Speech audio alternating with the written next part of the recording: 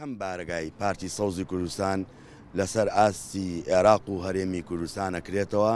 ئەم پارتە مەهامی زۆر گەورەیە. ئەم پارتە لە ئامانجی پاراستنی ژینگە و سروشتی هەرێمی کوردستان و عێراق لەخۆ ئەگرێ.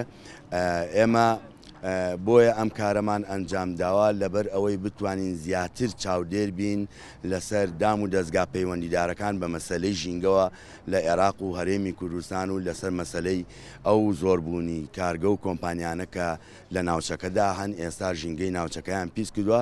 بۆیە ئێمە داوا لە خەڵکی هەرێمی کوردستان و عێراقەکەین کە ئێرە بە ماڵی خۆیان بزانن، چونکە ئەمە لە پێناو ژیان و گوزەرانی خەڵکی هەرێمی کوردستانە. لە سەرەتا بە ناو یەکێتی نیشتیمانی کوردستان و بە ناو پەیوەندی کوردستانیەکانەوە بە گەرمی پیرۆزبایی لە برایانەکەین لە پارتی سەوزی کوردستان بۆ کردنەوەی بارەگاکەیان.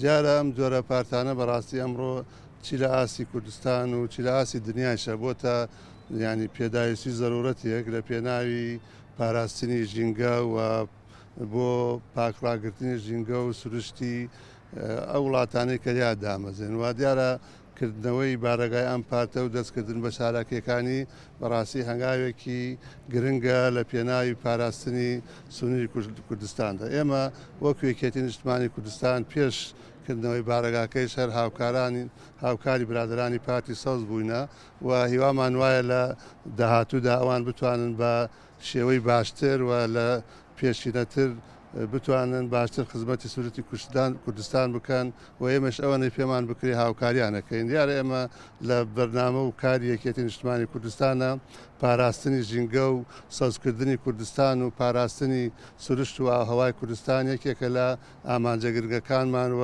هیوامان وایە بە هاوکاری پارتی سەوز بتوانین ئەو مەهامە باشتر جێبەجێ بکەین.